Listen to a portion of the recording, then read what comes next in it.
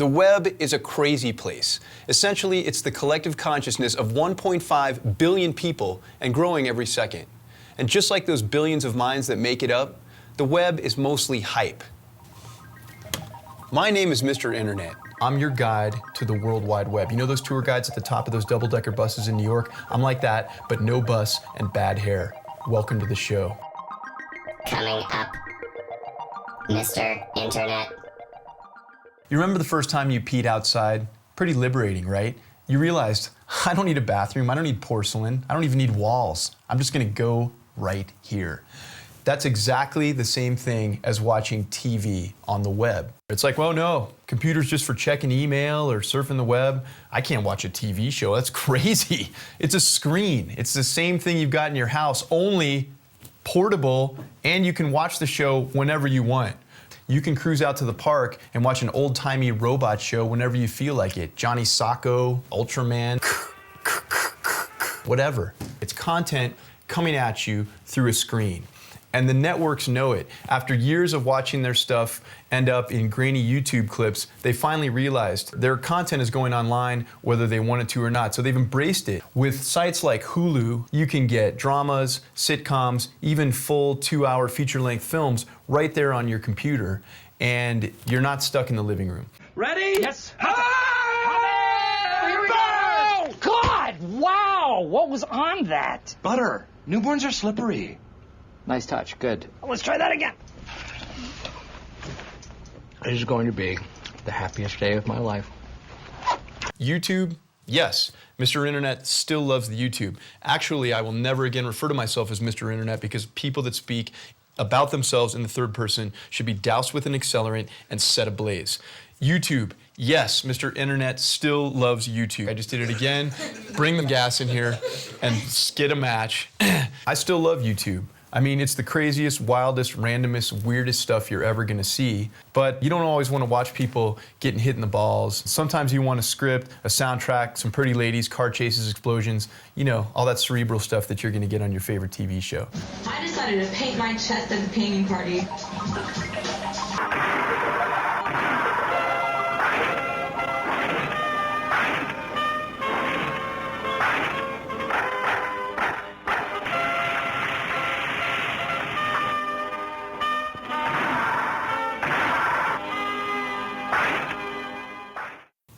One question I keep asking myself is why?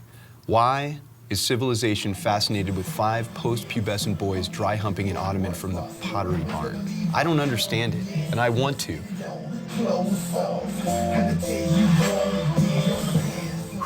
So yeah, the internet in all its glory. There's PyPlayer, he's probably my favorite. Look at him go. You'd think this rather ridiculous home video would circulate among a few of their friends, maybe embarrass a few people, end up in a box in the attic, but no, it's actually been viewed by millions. It's even been parodied on The Daily Show. I mean, these guys are famous. Why does this video, of all the weird videos out there, get all the fame? Why does it attract so much attention?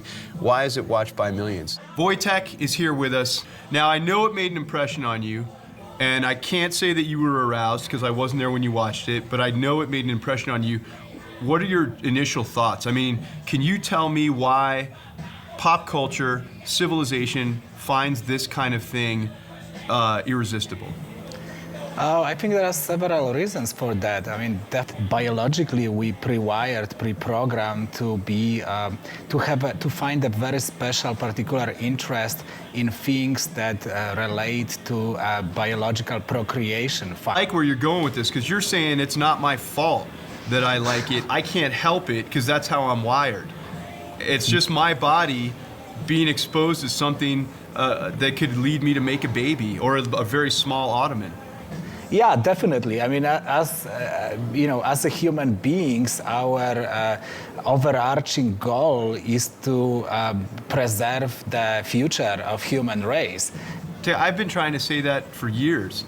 You know, when somebody that I'm involved with romantically comes into the room and I'm looking at something that involves, you know, procreation, I'm trying to say, look, I'm just looking out for the species. I'm going with the way I'm wired, and rarely does that argument work out for me.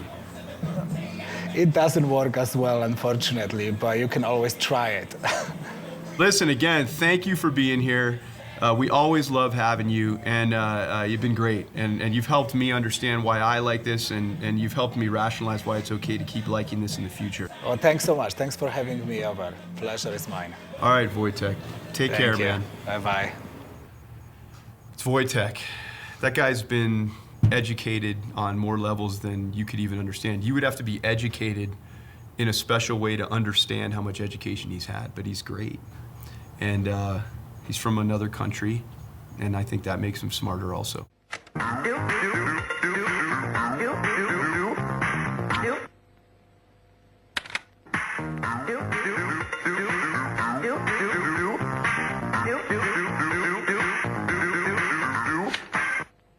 Unless your body cavity has been fully topped off with embalming fluid, you've heard the term search engine, but you probably haven't heard the term recommendation engine. Enter StumbleUpon, a free plugin for your web browser that uses a combination of social networking and machine learning to take you to sites that you'll be more inclined to enjoy. You know, are you a pedophile that enjoys the outdoors? Hit Stumble and you may end up on a site that lists day camps with lax security. Stumble! Stumble! Are you a left-leaning motorhead? StumbleUpon might take you to an electric dragster. Stumble. Bam. Are you a cowboy that likes mimes? StumbleUpon may take you to a silent Western film. Here's StumbleUpon, here's you meshing to give you sites that are just for you. So all your twisted, stupid things you're into are gonna show up left and right. Look at that. Stumbled on a site of people trying too hard. It's got me down already. The more you surf, the more it learns, and the more you will likely find yourself on sites custom tailored to your interests. Is StumbleUpon watching you? Yeah. Is that weird or scary? Only if you're under the impression that anyone cares what you're doing. Do I recommend it? Unequivocally. StumbleUpon is very cool. Next stop, Mr. Internet. Mr. Internet. Tonight's guest is blogger, novelist, and world-renowned expert on what white people like, Mr. Chris Landers. Chris? The cool thing about the internet is things flourish there that you can't possibly envision succeeding in any other form of media. Case in point, stuffwhitepeoplelike.com. Let's talk to the guy that started it all. Christian Lander is here with us, and we're gonna ask him some questions about stuff white people like. First of all, how did this whole thing start? You know, sometimes you do stuff and you sort of have this idea in the back of your head, like, oh, wouldn't it be cool if this happened? That never even entered my mind. So in January of this year, my friend Miles and I were talking over Instant Messenger about the TV show The Wire. We both love the show. Yeah. And Miles said he didn't trust any white person who didn't watch the show. Then we started saying, well, what are white people doing instead of watching The Wire? And we came up with things like they're going to therapy, they're going to plays, they're getting divorced. And I said, all right, that's it. It's time to start a blog. So just went to WordPress, like literally a million other people, just typed in stuffwhitepeoplelike.wordpress.com and just started typing. And that was it.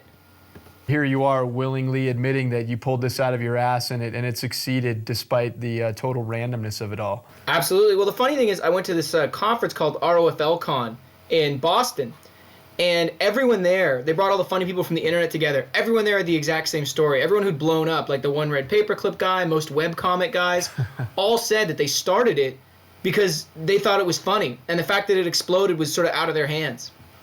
I've always found that the stuff that is the funniest, it's not because of how it's said or how it's expressed, it's because of how true it is. The obvious stuff like Coffee and Indie Rock and Wrigley Field, all super funny, but to me it goes to another level of hilarity when you really get insightful and deep, like why do white people like awareness? Oh, this one's easy because it's like you can't fail. You know, like if you set up to solve something, like if you set out to solve cancer, right? That's pretty hard. But if you set out to raise awareness of cancer, like what's the biggest failure that can happen? You failed to make people aware, but you can still pat yourself on the back for doing something. So it's like a total victory. You can't lose. Nice, nice. You know, someone of Indian descent, awareness is not really going to cut it. They're looking for more of a solution. But a white person, hey, let's just get it out there that this is a problem and then we can move on. You got to play to your strengths. And white people historically create more problems than they solve. So raising awareness of those problems is probably the best thing we can do. That's an excellent point.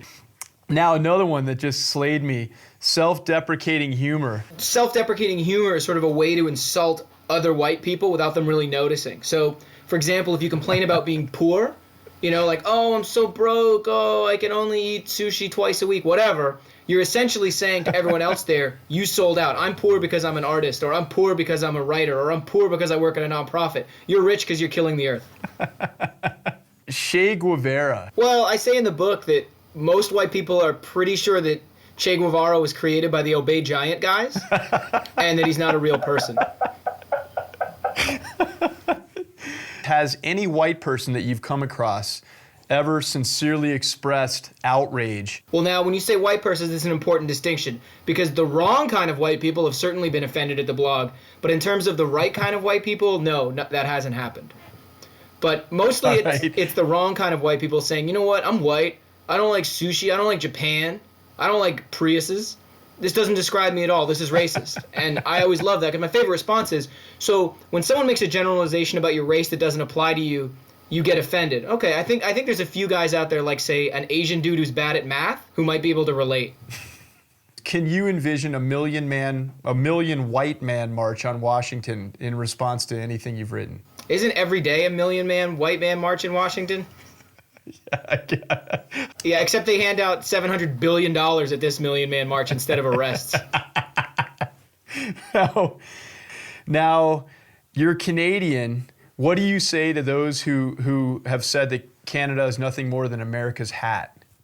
You know, that's a legitimate thing to say, but it's a hat with free health insurance and less class warfare and public schools that work. So, you know, it's a nice hat. Is there a self-loathing in the average white guy that you're tapping into? Yeah, there's no doubt about it. Like, ask any white guy who looks like a hipster if he hates hipsters, and what's he gonna say? Yeah, I hate him so much. Like, fundamentally, white people are set up to hate other white people. They even hate the white people who are exactly like them. And then there's the self-loathing of their histories, of their great-grandparents. I mean, self-loathing is like very, very important. I hear that this is now a best-selling New York Times book. And obviously, there's the Conan O'Brien interview. Is it surprising to you that something like this can jump from the internet to more mainstream media? The funny thing about the internet, I think, more so than any other medium, is that the barrier to entry is none. So the people and the things that rise out of that, the things that become very popular, are genuinely popular. They didn't go through any connections or any, you know, friends of the family, and they're competing against more things than ever in history. And so the ones that rise up do so for a reason. So, I mean, I can see why it would work. I just still can't believe it happened to me. All right, last question. What is next for you? Because whatever it is, I'm dying to consume it. What do you got going? What do you got in the hopper? Obscurity.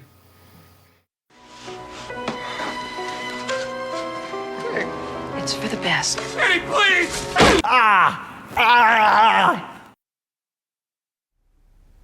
Oh.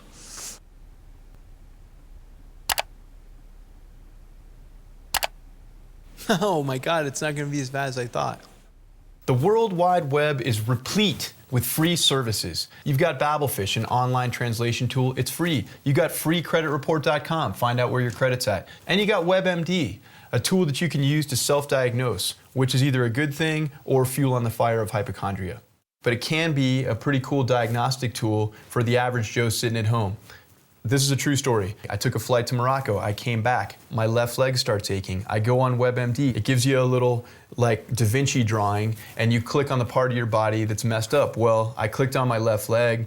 I entered symptoms, dull ache. It starts hitting me back with questions. Were you just on a long flight? Bam, yes I was. Have you had a period of inactivity? Yes, I have. And then all of a sudden it starts flashing up this message, seek immediate medical attention. So that scares the hell out of me. I roll down to the emergency room. They find a blood clot in my leg, could have launched into my lung, into my brain, into my heart.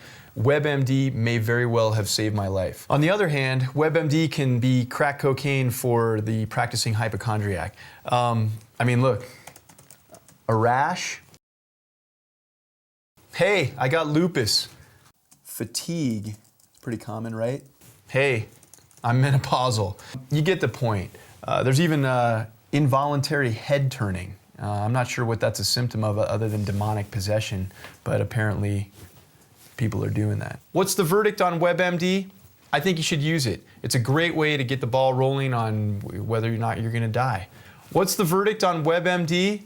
You know what? Great. Use it, self-diagnose away, just make sure you get a second opinion. Because in the end, you don't know what the hell you're talking about unless you went to Johns Hopkins Medical School. Next stop. We're gonna take a break, and when we come back, stuff's gonna happen. Hey, you know what's great? You didn't move because you're lazy, and now we're back. The internet is like the Wild West when it comes to intellectual properties. I mean, you've got mashups, you've got samples, you've got outright theft. And in many cases, all you have to do is make one small tweak to a pre-existing property and you can call it your own. In fact, you don't even have to add anything. You could just take something away. Look at Garfield minus Garfield, a super popular site where they've taken old Garfield comic strips and simply removed Garfield. It's turned into sort of an existential comment on solitude. But is this an original work? Or is it just a ripoff? We're here with intellectual property attorney Pete Kinsella to answer exactly that question. Hi, I'm Pete Kinsella. I'm a partner with Faegre & Benson, and I practice internet law. Does that allow you to better break internet law where you see fit? It at least allows me to skirt the edges of internet law. Well, it's refreshing to hear you semi-admit that. On this Garfield minus Garfield site, what's going on here, Pete? Whenever you take somebody else's copyrighted work, and if you modify it or alter it in any way, it's still potentially copyright infringement. And the only way it isn't copyright infringement if what you're doing amounts to what's called a fair use. Are you doing what you're doing for a profit, or are you doing it for a non-commercial purpose? So besides money, what might be some of the other factors? The other big factor is whether your use is transformative. Have you changed the nature of the use so that it now does something different or creates a different impression in the minds of society? So with the case of Garfield minus Garfield, it's almost like omission is the new creativity. I mean, is this transformative? I think that's really challenging to say that it would be transformative. In order to be transformative, you really have to dramatically change the nature of the work. I can't flame out Tom Selleck's mustache and re-release Magnum PI as my own creation. No, I think you're making a very minor change, and a minor change doesn't take you into fair use. Have you seen his mustache? It's thick, it's luxurious. I would hardly call that a minor change, but I understand what you're saying. But there's so many other things in the scene other than his mustache, although I understand in some scenes it's just the mustache. Yes, it's hard to look past it. You are an attorney, you're a predator, let's face it. Would you argue either side of this Garfield minus Garfield if there was a handsome paycheck on the back end? This is one of those cases where you couldn't remove Garfield from the Garfield cartoons 5 years ago. And so there's always new, interesting legal issues that arise every day with the internet. And so it really makes for some interesting challenges when you take either side of those cases. Listen. Maybe that works on the uninitiated, telling them that you're actually motivated by being on the cutting edge of patent law, but you and I both know you want to be in a 7 Series Beamer indefinitely. Or either that or the SUV. With Tarnoff, you can clean a whole table full of silver like this in just minutes. Watch. Tarnoff is amazingly fast and easy to use. There's no rubbing and no scrubbing. Just wipe Tarnoff on and instantly the tarnish is gone. Real quick, I have one more site for you. It's Reflectoporn. It's more a phenomenon than a site. My hat's off to these people, because anytime you can take an innocent e-commerce site and derail it into some sort of half-assed pornography, you got my vote. I mean, it's cool. What it is these people taking teapots and televisions and anything else with a reflective surface, photographing it so that it reflects their very out-of-shape naked body, and then placing it on eBay for the world to see. So if your daughter's looking for a tea set, what she's really gonna get is a guy that's about 60 pounds overweight, naked, that hasn't shaved his special area.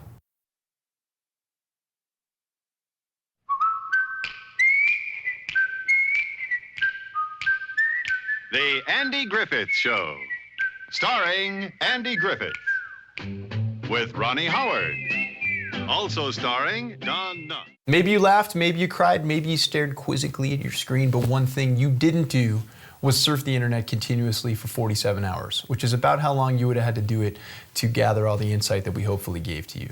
Next time you're staring at that blank search field on Google, maybe have a few more ideas on what to type in. Hey, it's been a pleasure. I'm Mr. Internet, your tour guide to the World Wide Web. See you next time.